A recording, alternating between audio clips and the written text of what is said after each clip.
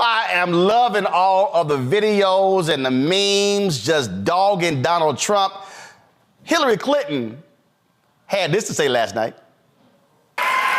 Thank you. Thank you so much. Anything going on today?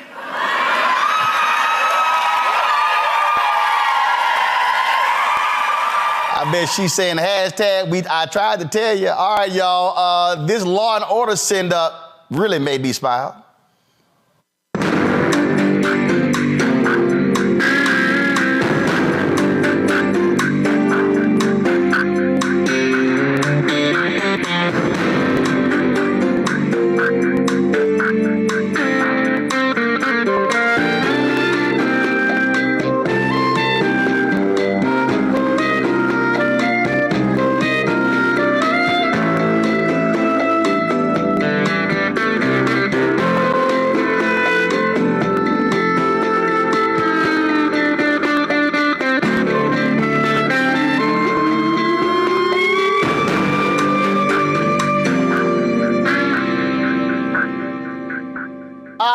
This came from The Tonight Show.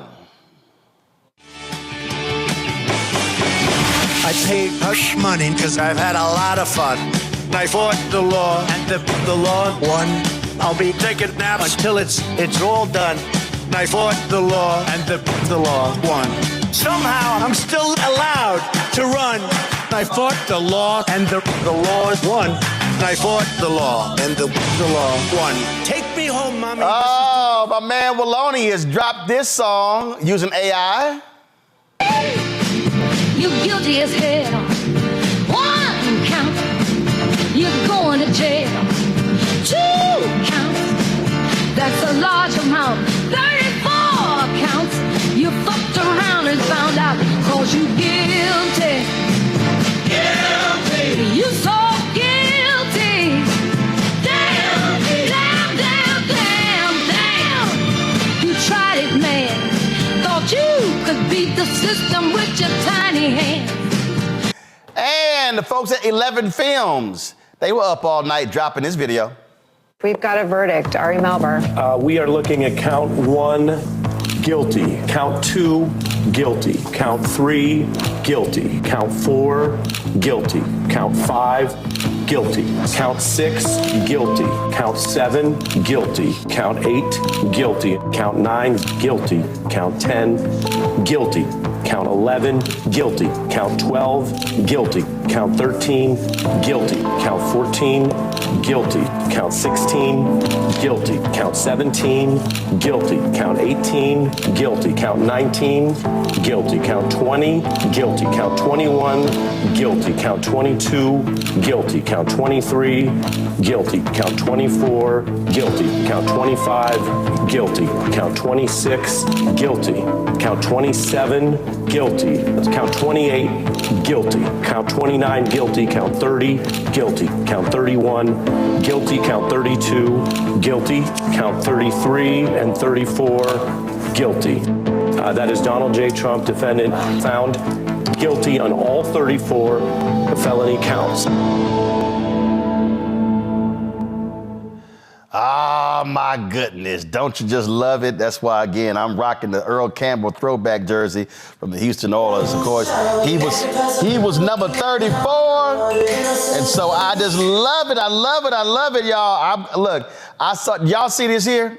Somebody posted this pretty damn funny here. They put some prison bars over Donald Trump's star on the Walk of Fame. That's pretty cool. And then I thought this photo was absolutely great because, you know, he's talking about appealing. Here's the problem. These are the judges of the Manhattan Appeals Court. 5 black women. Good luck with that appeal, player. Somebody's killing poor people, and it's going on. When COVID happened, poor people were dying at a rate already of 800 people a day. Before COVID, if you went to a funeral every single day, It would take you 600 years to attend all the funerals of the people who will die from the ravages of policy violence, poverty, and low wages in America in just 1 year. It would take you 2 years and 19 days to go to all of the funerals of the people that will die today, and oftentimes silence. Nobody talks about this political genocide, but we are determined today to remember their death and be a resurrection of voting power and voice power like never before. Economic justice and saving this democracy are deeply connected. We, as a nation, must listen to the demands of the poor, who are pushing and will continue to push political candidates and elected leaders to lift from the bottom so that everybody can rise.